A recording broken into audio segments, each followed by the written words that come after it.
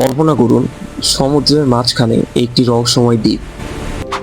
সেখানে দিনের বেলা বিশ্বের সবচেয়ে ক্ষমতাধর ব্যক্তিরা চা পান করেন, আর রাতে চলে এমন সব নারকীয় উৎসব যা কল্পনা করলেও আপনার রক্ত হিম হয়ে যাবে। দ্বীপটির নাম সবাই জানে, কিন্তু সেখানে পৌঁছানোর রাস্তা কারো জানা নেই।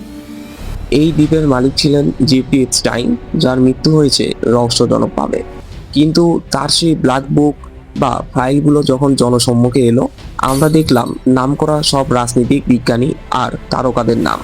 এপস্টাইন ফাইলসের ব্যাপারে সবচেয়ে অস্বস্তিকর বিষয় ওই অপরাধগুলো নয়, বরং আমরা আগে থেকেই জানতাম যে ক্ষমতার একদম চূড়ায় কিছু দুপেয় জানোয়ার বসবাস করে। কিন্তু যেটা আমাদের আঘাত করে তা হলো ওদের কিছুই হয় না।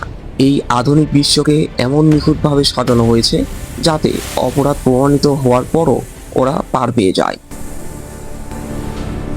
যারা বিচার চায় তারা কারা? তারা সাধারণ মানুষ, যারা ক্লান্ত আর নিঃস্ব।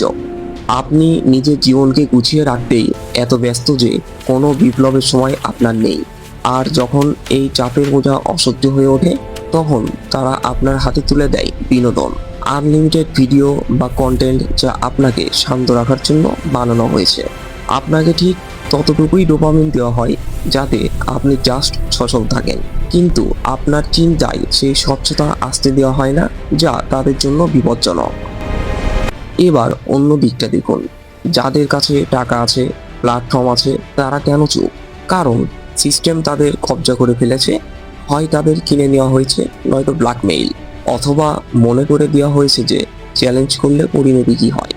আপনি যত উপরে উঠবেন, সিস্টেম তত বেশি আপনার হয়ে কাজ করতে শুরু করবে। একবার যখন সিস্টেম আপনার পক্ষে থাকে, তখন পরিবর্তন শব্দটাকে হুমকি বলে মনে হয়। প্রায় শেষ পর্যন্ত কিছুই বদলায় না।